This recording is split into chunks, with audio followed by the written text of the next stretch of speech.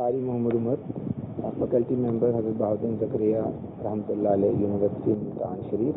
مجھے عرض یہ کرنا ہے کہ جو ہمارا لٹریچر ہے اور جو قانون کی کتابیں ہیں ان میں بیع و شراء کے اصولوں اور اس کے عقود کے بارے میں ایک چیز بڑی واضح ملتی ہے کہ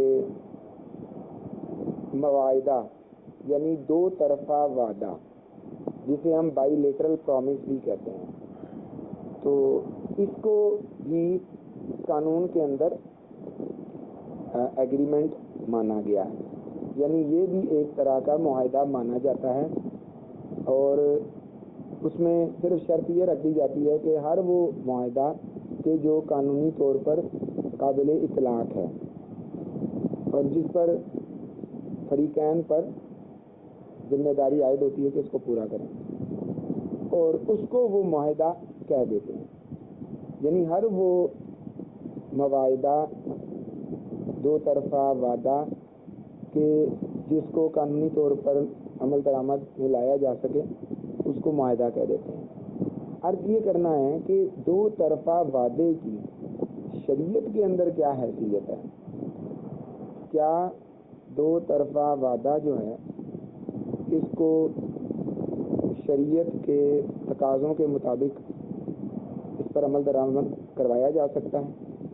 السلام علیکم ورحمۃ اللہ وبرکاتہ۔ وعلیکم السلام ورحمۃ اللہ وبرکاتہ۔ پہلے اسی کا جواب لے لیتے ہیں۔ بڑا ہی اہم سوال کیا ہے جی ہمارے پروفیسر عمر صاحب نے۔ پروفیسر صاحب کی خوشی کے لیے عرض کروں، خوش ہوں گے یہ امید ہے۔ خیر یہ تو انہیں پتہ ہے کہ میں MPhil PhD کا اسٹوڈنٹ بھی ہوں، اور میرے ایم فل کا جو موضوع ہے وہ ہے ہی معاہدہ۔ ٹھیک، خیر میں لکھ چکا ہوں۔ تو معاہدہ جو ہے وہ صرف سودے کو نہیں کہتے، یعنی کاروبار کو معاہدہ نہیں کہتے۔ ٹھیک، قرض بھی ایک معاہدہ ہے۔ ٹھیک، تو قرض کی بھی جو ہے نا وہ دستاویزات بنتی ہیں۔ ٹھیک، اسی طریقے سے شراکت ہوتی ہے، کن اصولوں پر شراکت ہوئی ہے، یہ ایک پورا معاہدہ ہے۔ ٹھیک، اور کورٹ میں جو ہے وہ پیش کیا جاتا ہے۔ ٹھیک، ایک چیز ہوتی ہے جو وعدے کا انہوں نے ذکر کیا نا، جی، تو فقہ کا ایک اصول ہے کہ سودوں میں جو وعدے ہوتے ہیں وہ شرائط کی حیثیت رکھتے ہیں۔ ٹھیک، یعنی وہ صرف وعدے نہیں ہوتے، صحیح، شرط ہوتی ہے اس سودے کی، ان کا پورا کرنا ضروری ہوتا ہے۔ ٹھیک ہے، مثال کے طور پر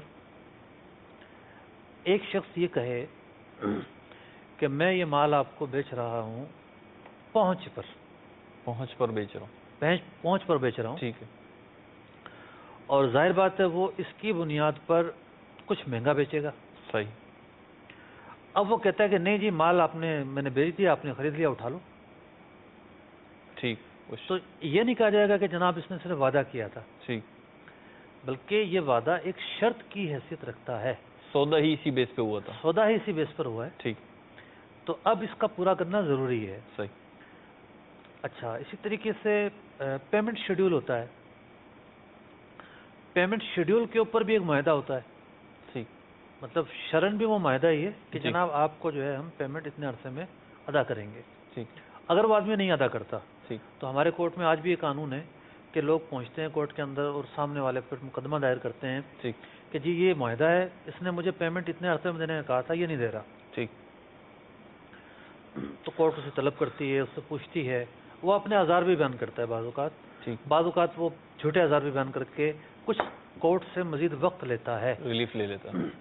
خاص طور پر جو بڑے کروڑوں میں سودے ہوتے ہیں ٹھیک، ان میں یہ چیز چل رہی ہوتی ہے۔ صحیح، تو یہ معاہدہ تو ایک بڑی وسیع دنیا ہے نا، صحیح، اور بڑی اس کے اندر وسعت ہے، اور عملی طور پر بھی وسعت ہے۔ مطلب لوگ اپنا رہے ہوتے ہیں، بعض باتیں وہ ہوتی ہیں تو صرف قانون کی کتاب پڑھ کے پتہ نہیں چلتا، لیکن عملی دنیا میں ہم دیکھتے ہیں تو ہر دوسری جانب ہمیں اس کی شکلیں نظر آ رہی ہوتی ہیں۔